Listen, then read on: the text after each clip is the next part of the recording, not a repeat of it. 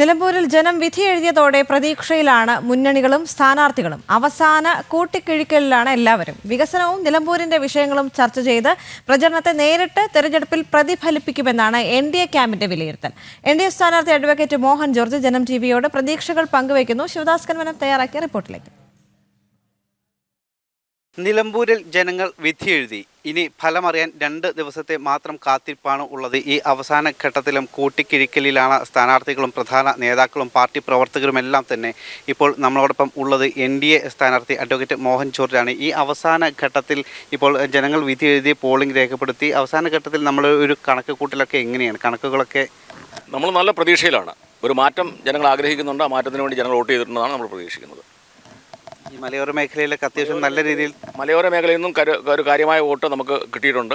എല്ലാ മേഖലയിൽ നിന്നും കിട്ടിയിട്ടുണ്ട്. ഒരു നല്ല ഉണർവായിരുന്നു ജനങ്ങൾക്ക്. ആദ്യത്തുള്ള ആ മടുപ്പ് മാറി ജനങ്ങൾ സജീവമായി വോട്ട് ചെയ്തു. അതാണ് ഇത്രയും പോളിംഗ് വർദ്ധിക്കാൻ കാര്യം. അതിൽ നല്ലൊരു വിഹിതം നമുക്ക് കിട്ടുമെന്നാണ് നമ്മൾ പ്രതീക്ഷിക്കുന്നത്. കഴിഞ്ഞ 2 തവണത്തേക്കാൾ പോളിംഗ് അല്പം കുറവാണ്. പക്ഷേ ഏകദേശം ഭേദപ്പെട്ട പോളിംഗ് തന്നെയാണ് ഉണ്ടായിട്ടുള്ളത്. അതെല്ലാം തന്നെ കാരണം മറ്റ് ഇരു മുന്നണികളും LDF ആണെങ്കിലും UDF ആണെങ്കിലും വികസനം കാര്യമായി ചർച്ച ചെയ്തിട്ടില്ല. അപ്പോൾ നമ്മൾ NDA സ്ഥാനാർത്ഥിയാണ് അത്തരത്തിൽ കാര്യമായി വികസനവും അജണ്ടയുമായി മുന്നോട്ട് പോയിക്കൊണ്ടിരിക്കുന്നത്. അത് എത്രത്തോളം സ്വാധീനിക്കും ഈ റിസൾട്ടിൽ? തീർച്ചയായിട്ടും വികസനം ജനങ്ങൾ കാണുമല്ലോ. രാജീവ് ചന്ദ്രശേഖർജി ഒരു പ്രകടന പത്രിക തന്നെ നിലമ്പൂരിൻ്റെ വികസനത്തെ പറ്റിയാണല്ലോ ഇറക്കിയിരിക്കുന്നത്. ബൈപ്പാസ്, നിലമ്പൂർ നഞ്ചൻകോട് റെയിൽവേ, അത് ഇത്യാദി കാര്യങ്ങളാണല്ലോ ഇറക്കിയത്. അത് ജനങ്ങൾ ആക്സെപ്റ്റ് ചെയ്യുമെന്നാണ് ഞാൻ വിശ്വസിക്കുന്നത്.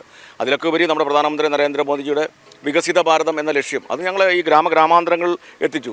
പിന്നെ നരേന്ദ്രമോദിജി കൊടുത്ത ആനുകൂല്യങ്ങൾ അതിനെപ്പറ്റി മറ്റു പലരും അവരാണ് നൽകിയത് എന്നുള്ള രീതി നിൽക്കുകയായിരുന്നു. അതിനൊക്കെ ഒരു മാറ്റം വന്നിട്ടുണ്ട്. നമ്മൾ ആ രീതിയിലൊക്കെ എത്തിച്ചിട്ടുണ്ട് എന്നാണ് വിശ്വസിക്കുന്നത്.